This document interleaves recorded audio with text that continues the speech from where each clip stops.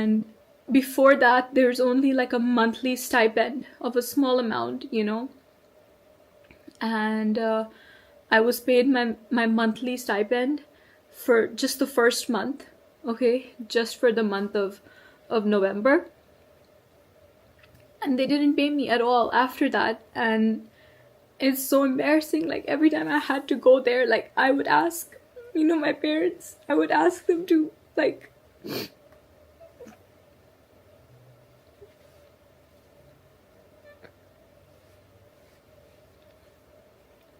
I would ask them to,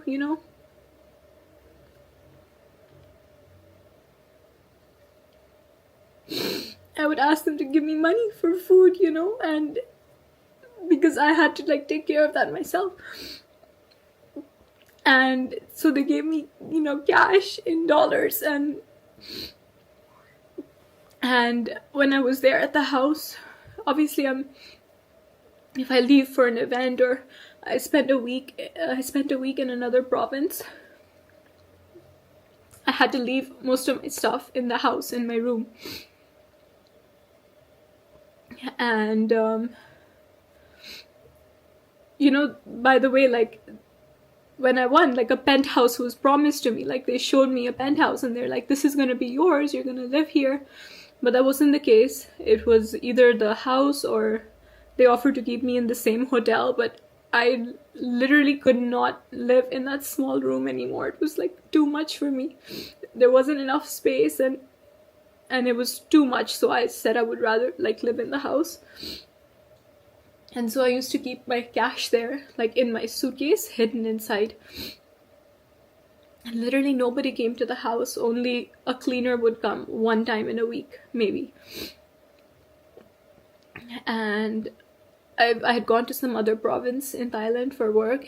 And when I came back, my money, I had around $1,700 with me, and there was $1,000 missing. And it was just, like, I opened my pouch and my rupees were in there and my dollars, and, like, I know how I left it, but when I opened it, it was all messy. It was in a different place, and I counted, and instead of $1,700, it was only $700, and so there was $1,000 missing.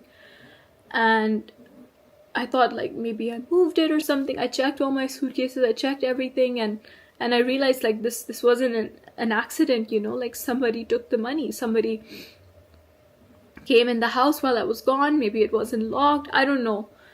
And I messaged a representative and I said that, this has happened, and, like, it's okay, it's not a big deal, but just please, like, please look into it if you can. Like, please let me know if there's a solution. I didn't hear anything about it. A month later, I messaged again, and I'm like, hi, is there any update? I was back in India by this time. And he's like, no, we're still investigating. I was like, okay. Another couple days or weeks, and I asked again. I'm like, what's the update, No update on the money. And then eventually he sends me a message which is like, we can't prove that you had the money, so, there's nothing that we can do. And I spoke to Teresa about it, and I brought up this issue with her. And it's the moment I bring it up with her, like, she starts attacking me and blaming me for it. And I understand, okay, it's my fault. Like, I didn't lock my suitcase, okay, that's my fault. But I never imagined that something like this could happen on company property when I'm there and I'm their responsibility,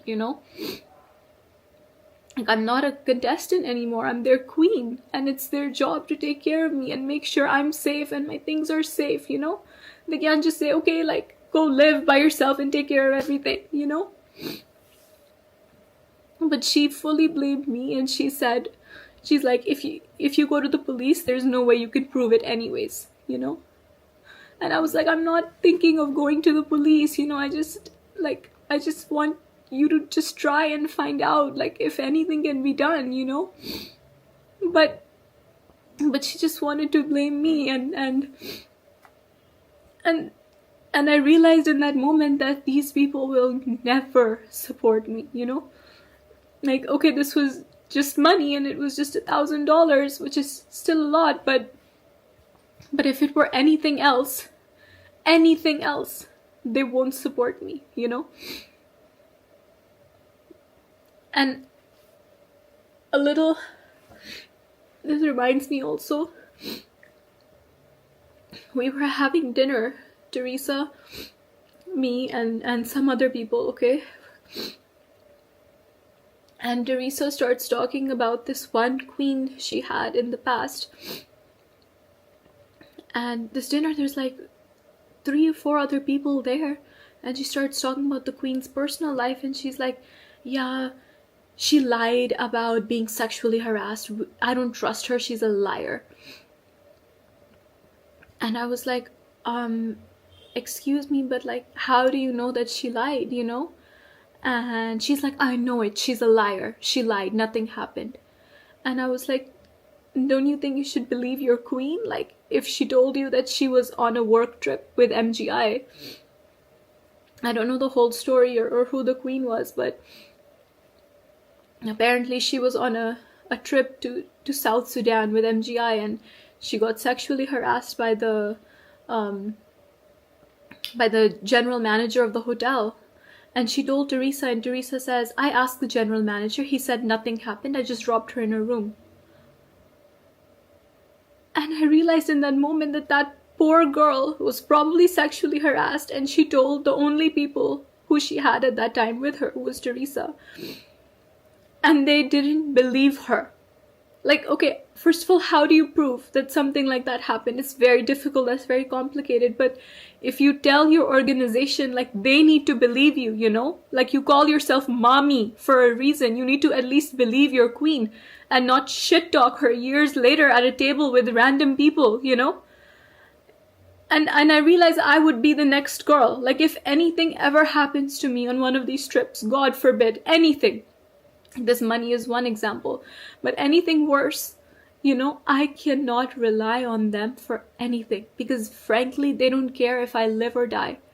As long as I'm there to smile at their events, as long as I like keep my body like super skinny the way they like, they don't care if I live or die.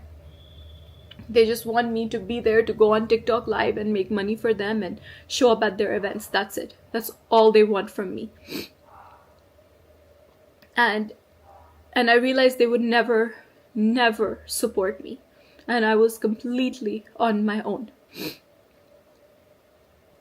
I mean, genuinely, when I say that they only care about money, I mean it. They made us sell, you guys know, they made us sell these cheap, tacky products on TikTok, all right? Like we were sales girls. I mean, you've crowned queens. Girls who, like, we have careers in our country, we do things, we're well respected, you know? And they're making us sell cheap products on TikTok because it makes them money. And you can't say no because the boss has asked you to do it.